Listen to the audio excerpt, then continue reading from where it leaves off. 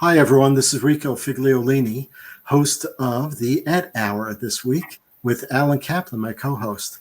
We've been gone for a little while, but we're back, and Alan's going to be introducing our guest shortly. But before we get there, I want to be able to introduce our sponsor of these family podcasts, and that is Hargrave Fiber. They're a fiber company that's working B2B in the Southeast and successfully in Peachtree Corners and the metropolitan Atlanta area and throughout Georgia. They provide bundle services for enterprise solutions. They are a company that gets your internet done on a very local community basis. They're not the cable guy, if you will. They're out there. They're involved in the community. They're involved in everything that we're doing out there, being active members, good members of the community, and they're there for the business community as well. In fact, they're running a promotion right now that is, I think it's 90 days free internet for those that sign up with them. You can find out more information about Hargrave Fiber by going to hargravefiber.com and check them out. Alan, introduce yourself again and what we're doing here, and then Jonathan, right? Great. Hi, welcome back again, everybody. This is Alan Kaplan. Great to be with you again. It seems like we're all on video more these days, and hope this finds everybody well, healthy, and happy. I'm thrilled today to have our guest, Jonathon Wetherington, with us. Some of you may recall that we had Jonathon with us once before when he opened up the Paul Duke STEM High School. Jonathon Wetherington is the principal of the Paul Duke STEM High School, serving the students of Peachtree Corners, Norcross, and the Norcross cluster in greater metro Atlanta area for those outside of this area. So, and here with us today, he's going to talk to us a little bit about digital learning, the challenges that are facing all of us and all of our students these days, and particularly how Paul Duke STEM High School is addressing the needs of our students through this current new challenge of learning. So with that, Jonathon, if you could talk to us a little bit about what's happening there and what some of the challenges are currently. Well, Rico and Alan, thanks for having me. And so Paul Duke STEM High School opened in the fall of 2018, and we opened in a unique model that has positioned us well for the current context. But I'll talk some more about that. But when we opened, we were basically serving students face-to-face every 4 days a week. And then on Fridays, we've been doing digital learning for the last year and a half, which has prepared our teachers and our students for an online learning environment. But where we find ourselves today in a continuous state of online learning is different than where we started. We feel like we've learned a lot of lessons over the last 18 months that have helped our students be successful today. We've also shared the things that we've learned with our sister high schools in Gwinnett County, and have really worked together with district leaders and other school leaders to help come up with best options to support students at not only Paul Duke STEM, but all of our high schools.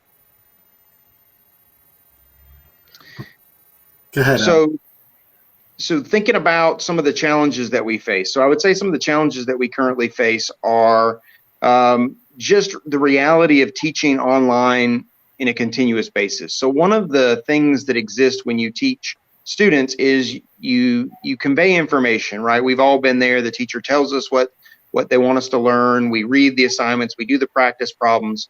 But sometimes we find ourselves in a situation where we're making little mistakes, things that the teacher couldn't prep us for. And we get stuck in those ruts. And there's some nuances in teaching that are more difficult to deliver digitally. And so that's some work that we're doing right now. Other challenges we face are around student access. Some of our students don't have reliable access to technology or the internet. And so it becomes a challenge to work with both those contexts.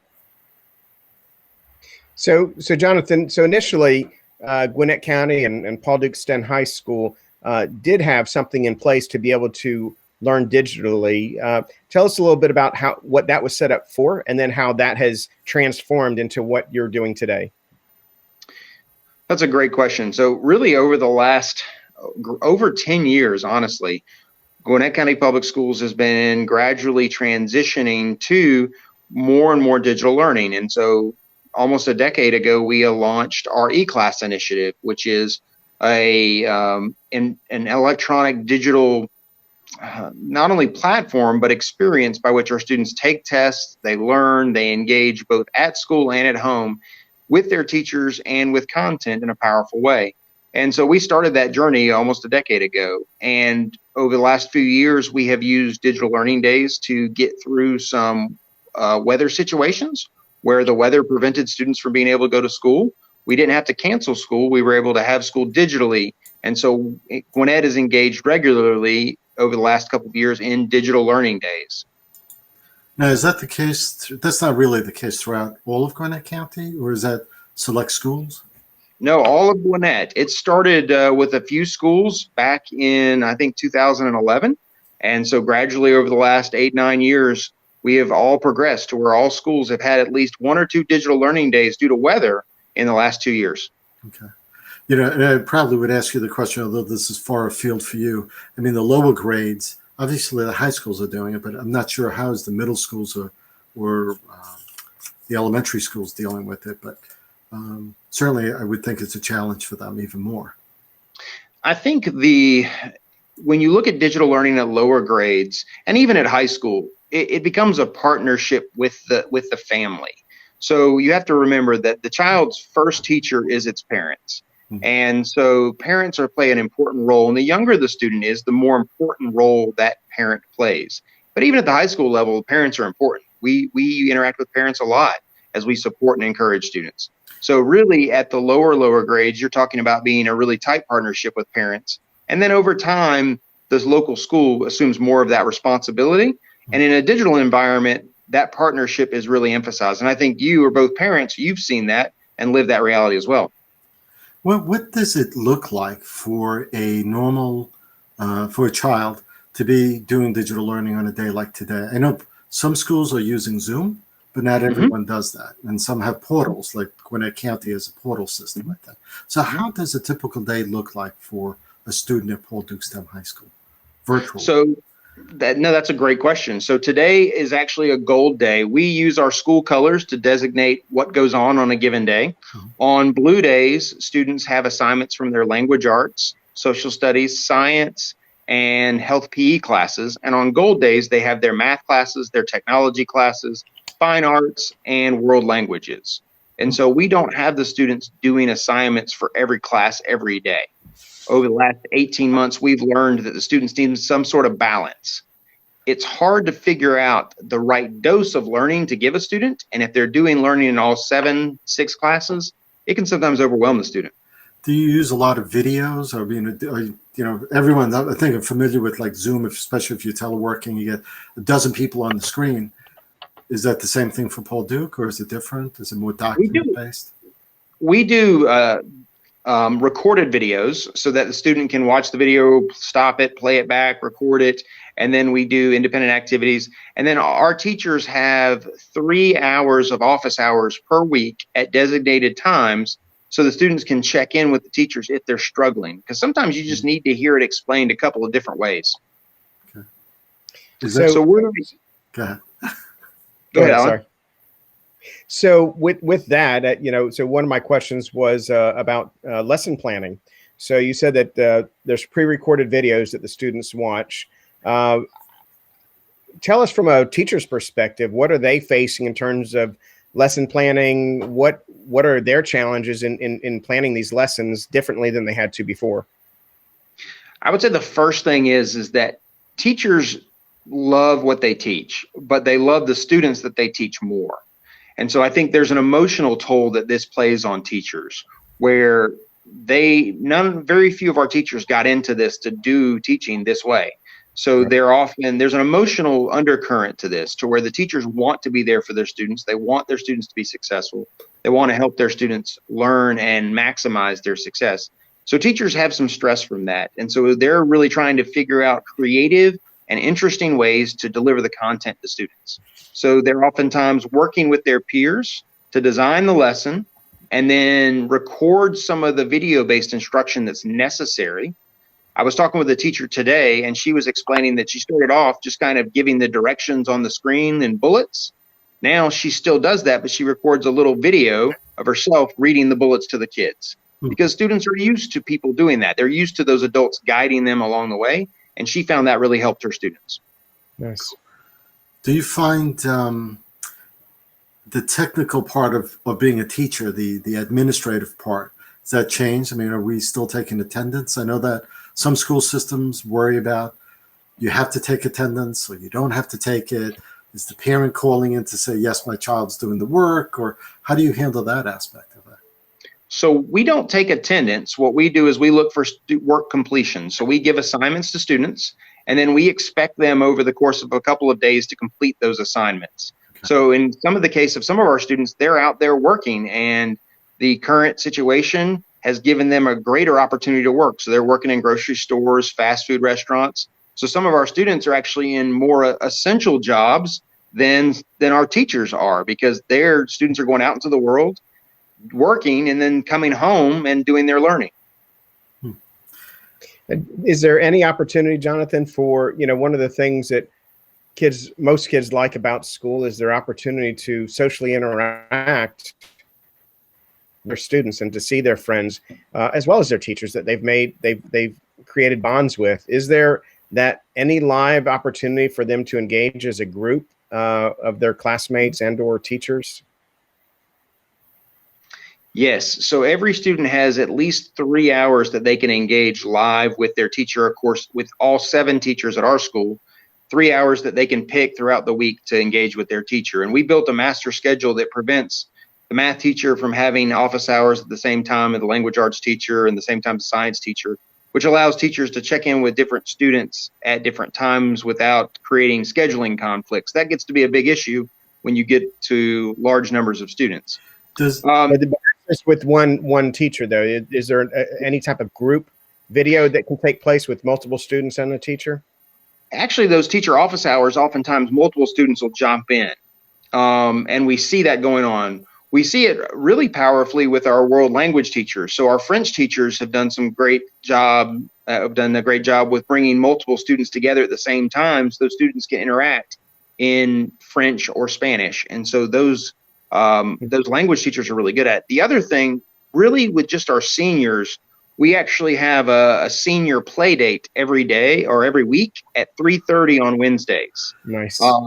And with our seniors, losing some of the other things to their senior year, to help mitigate that and to help them stay emotionally connected with each other, we do a Google Meet where all of them actually come in. And last week, we actually had 80% of our seniors joining into that group. Wow. That's amazing participation.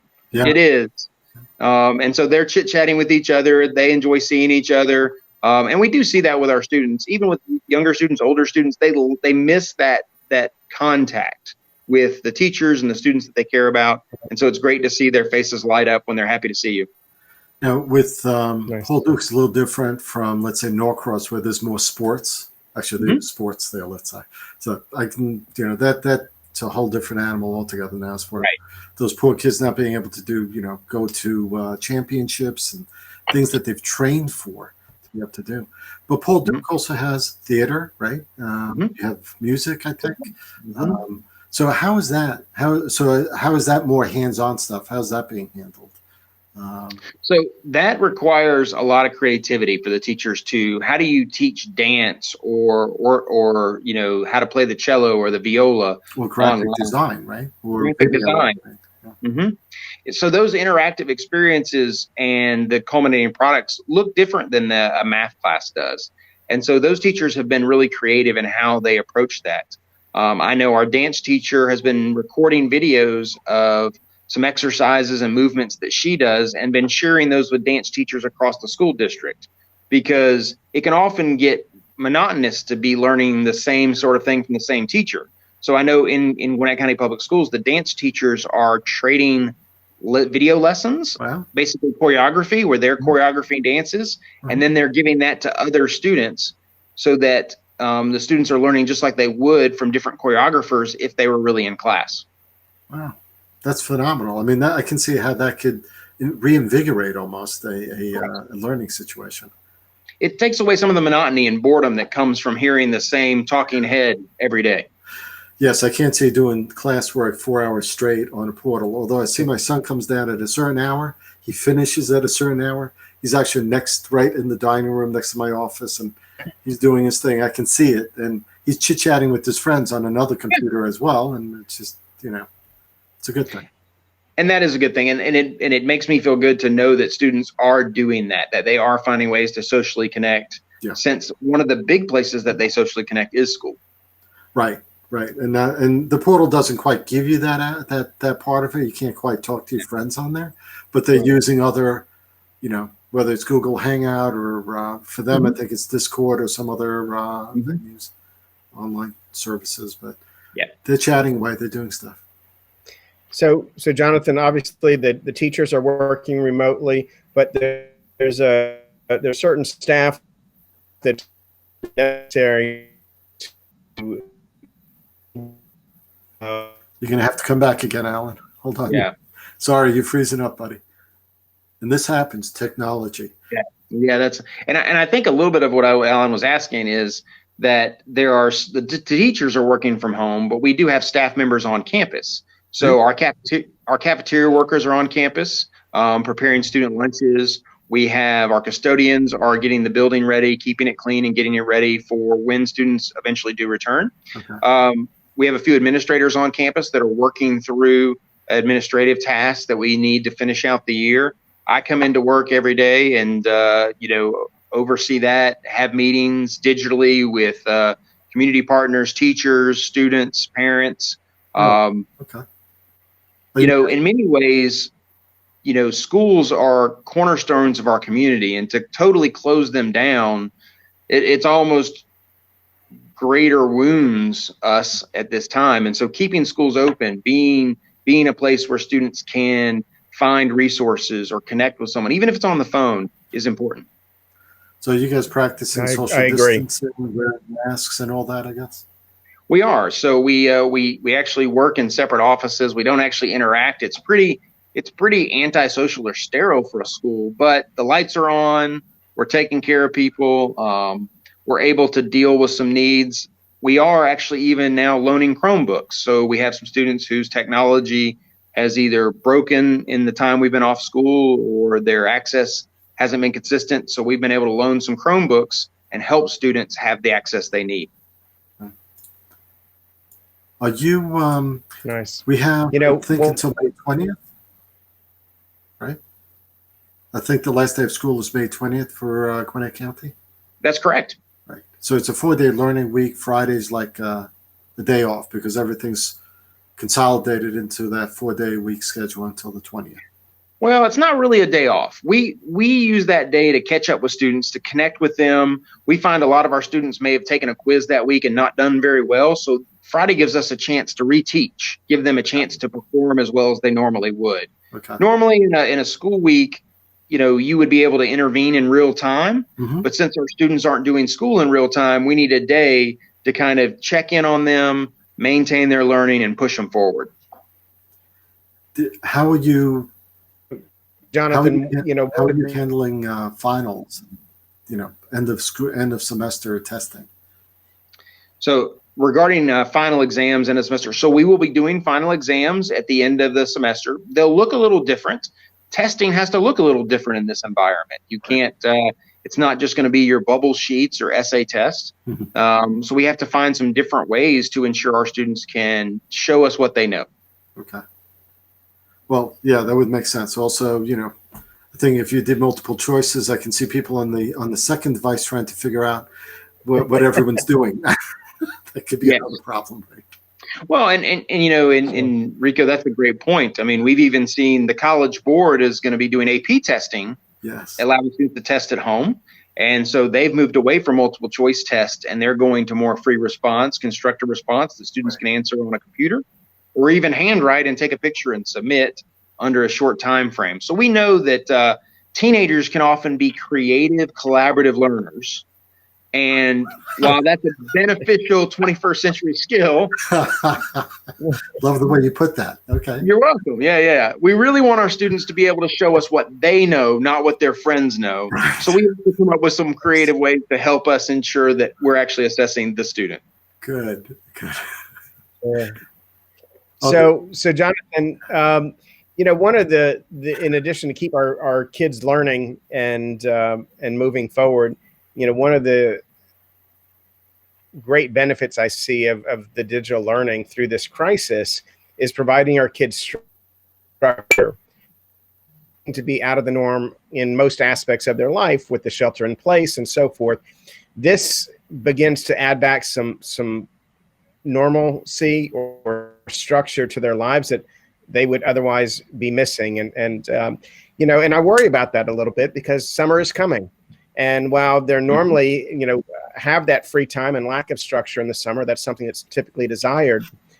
I worry that without this structure, that our kids have the opportunity now. I worry about my own kids is where does that place us with this summer? If we still find ourselves in this situation this summer, I almost wish that there was a way to have an opportunity for these kids to continue to learn, but also to have this community structure, this school structure. As you said, the school is a cornerstone of our community, and it's providing such an important role beyond just education to help kids manage through this crisis. So I don't know if there is anything that's available through the schools to help our kids through the summer if we're still in this situation. But you have any thoughts on?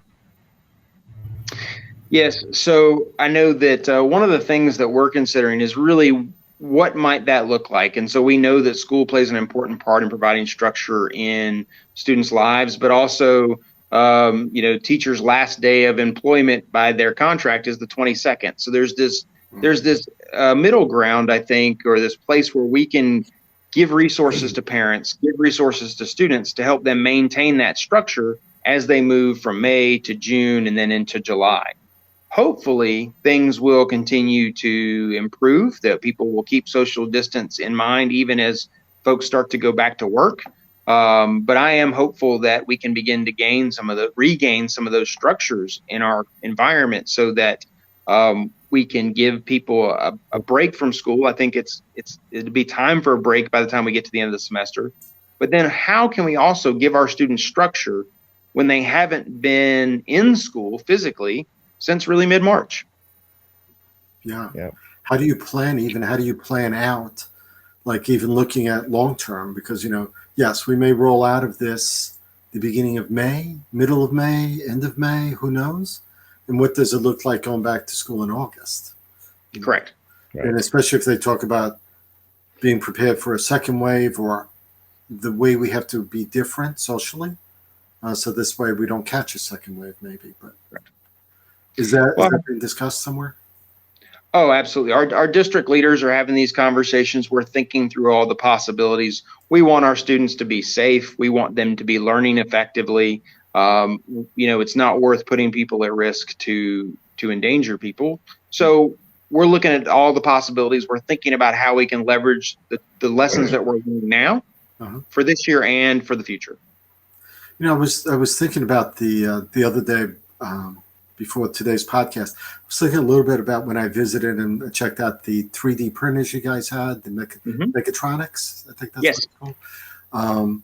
Looking at that, looking at the coding, looking at even the movie equipment that you guys have to be able to shoot films, the green screen. None of that is being able to be used at this point, it seems, which is a shame, right? Right. So how? I don't know. What do you do with that? So right now we are looking at, we've checked out some things to students, some films. And so we actually had some of our students in our filmmaking classes are using their phones to make films as they're out in appropriate social distancing backyard films, so to speak, that they're making with their families. But we've also loaned a few pieces out to students who are working on more sustained projects. And so we're trying to find ways to use those resources.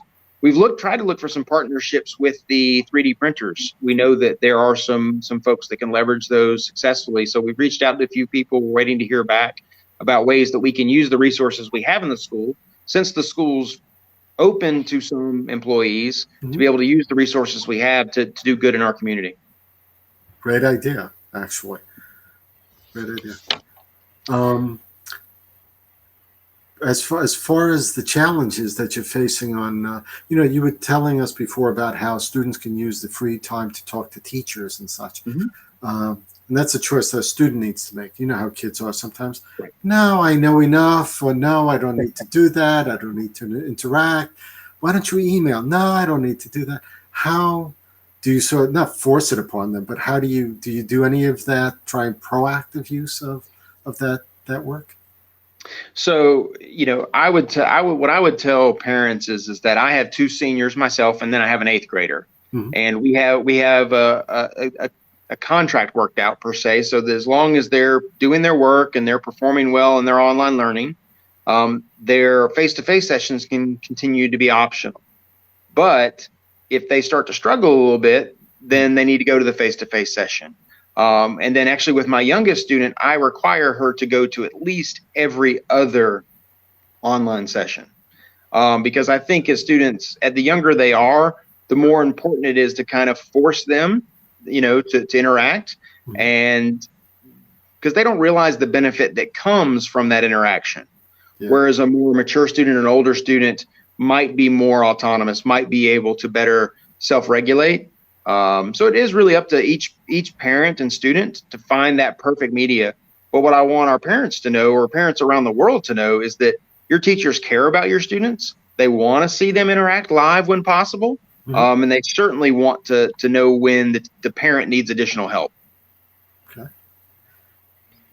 Well, I think you said it earlier, Jonathan, is, our teachers and teachers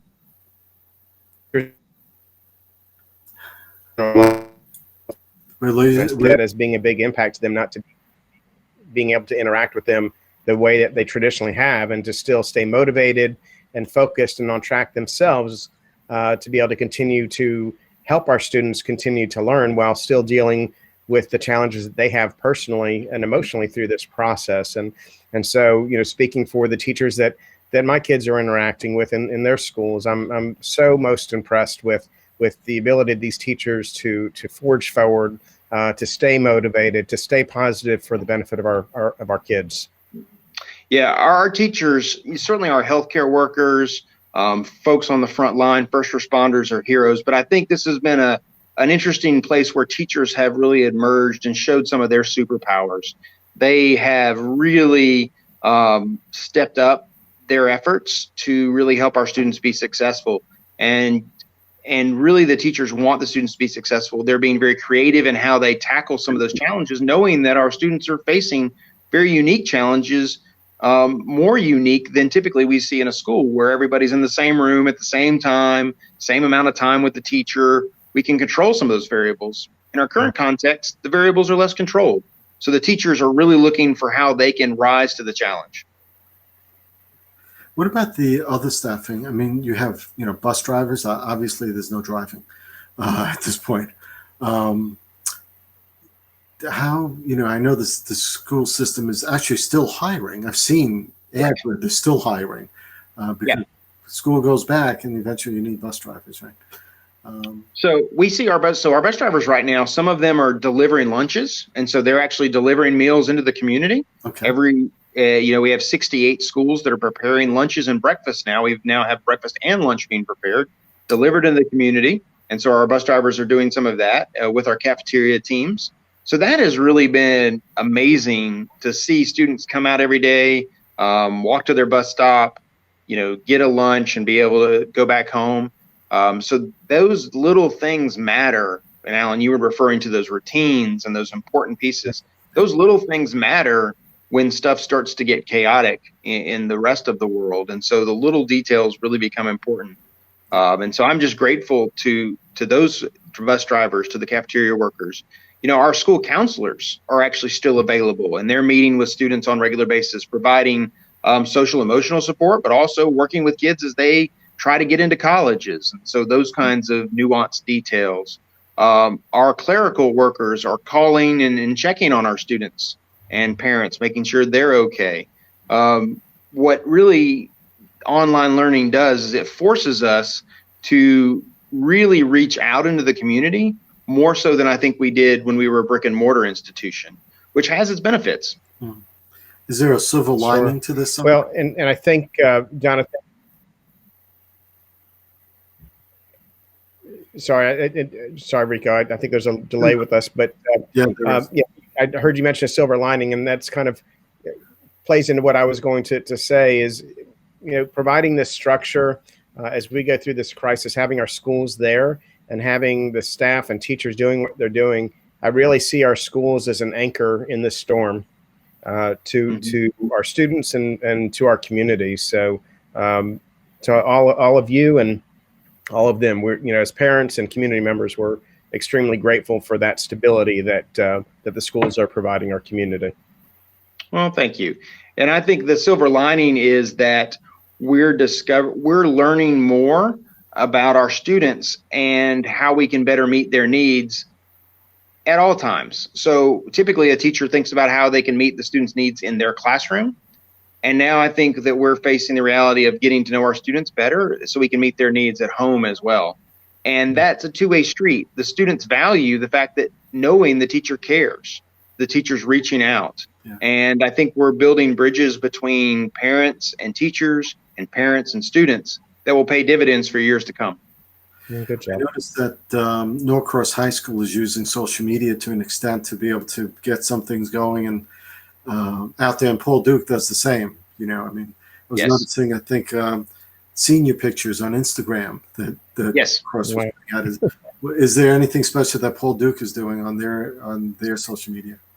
We've done a few things on social media to really engage our students, to really make them laugh sometimes. So we did a faculty and staff truth or dare before spring break, where we basically, different staff members challenged each other to truth or dares, recorded those on Instagram and posted it.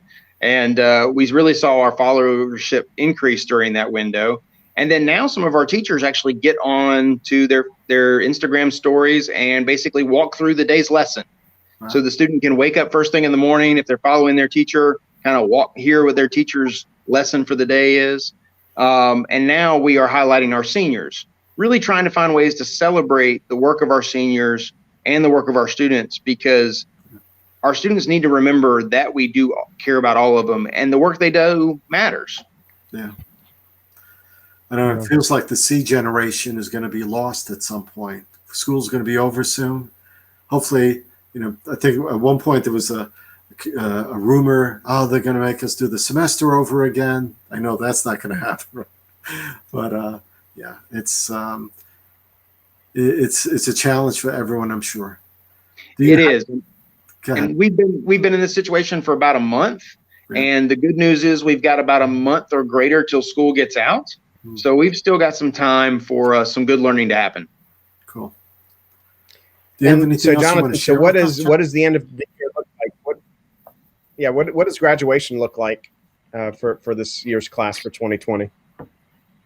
So I'm glad you asked that question, Alan. So we are actually getting ready to hand out caps and gowns in a no contact fashion next week.